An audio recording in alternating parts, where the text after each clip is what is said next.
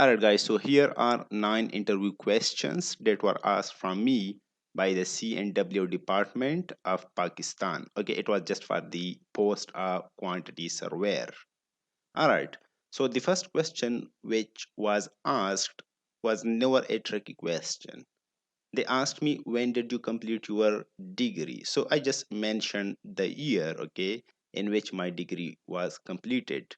So you can just mention the year. It was never tricky, so simple, okay.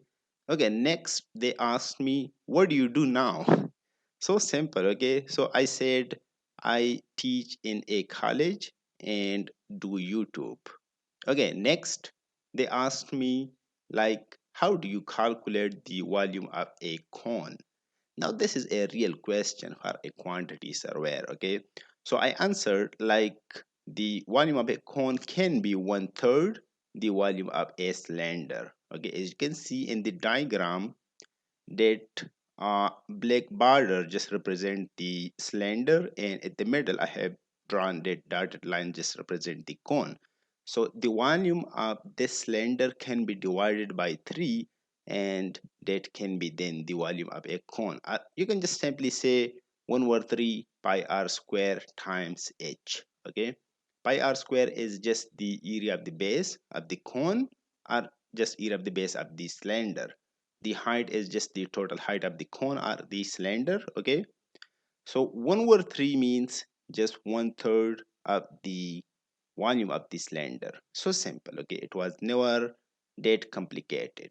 Okay, then they asked me how much overlap is provided in steel bar. This is a technical question actually. Okay, and a separate video is already been uploaded on this approach, okay, on the determination of lap length in steel bar. You can just check that video in the same channel, Engineer Boy. I'll provide the video link in the description. All right, so my answer was like, in it actually just depends on the position. Like the lap can be vertical, can be horizontal as well. So in the horizontal position, or in the situation when the steel bar is just fixed in horizontal palm, we can say that the overlap can be 40d to 60d. Here d means the diameter of the bar, okay, but according to ACI the minimum overlap can be 12 inches or 30 centimeter. So you have to check that video over here with the ACI code, okay. And in a vertical overlap we can just do that by 40d to 45d, okay. So just multiply the diameter of the bar with 40 or maybe with 45 when you calculate the lap length for a vertical overlap. So simple.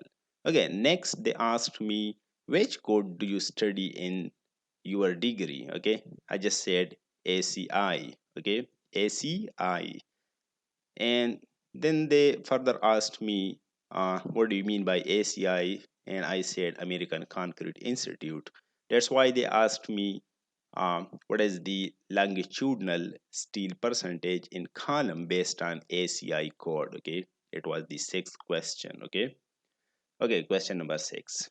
So I said that according to ACI 318, the percentage of longitudinal steel bar can be from 1 to 8%. Okay, it should not exceed 8% and should not be less than 1%. Okay, of the gross cross sectional area of the you can say column or maybe pillar. Okay, so simple.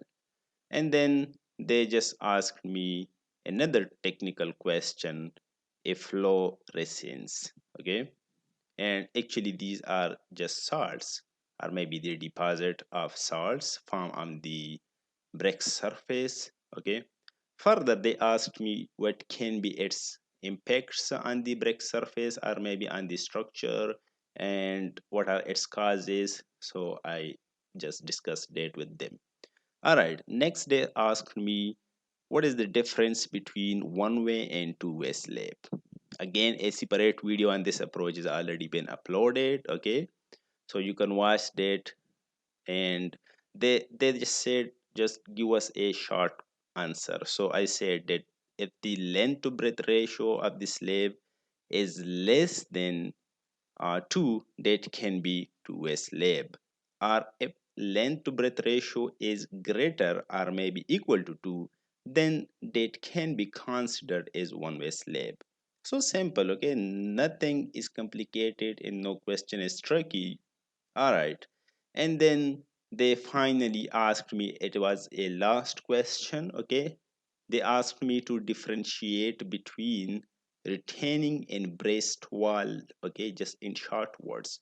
Okay, there can be a huge explanation for these things, but interview should be short, okay? Or you can say maybe through the point or concise, okay? So I answered them that the retaining wall is just constructed to resist the pressure of an earth filling. Okay, as you can see, just look at to the right hand side in the picture. Okay, that is a retaining wall. So that is constructed just to resist the pressure of that filling. Okay, the filling which is just done for that road, you can say. Okay, so it can be to the side where we have filling just to resist or support that filling. Okay, and you can say it can be um, situated at the downstream side of the road. Okay, now breast wall can be at the upstream side. Okay, but the purpose of that is to protect the slopes, okay, in the cutting. Okay, just to the natural ground side, and that can be protected from the weathering agents. So simple. It was a really good interview, and it was just for the post of quantity surveyor. And I think nothing was just complicated over here. Okay, so I thought just to share my experience with you guys. See you in the next video.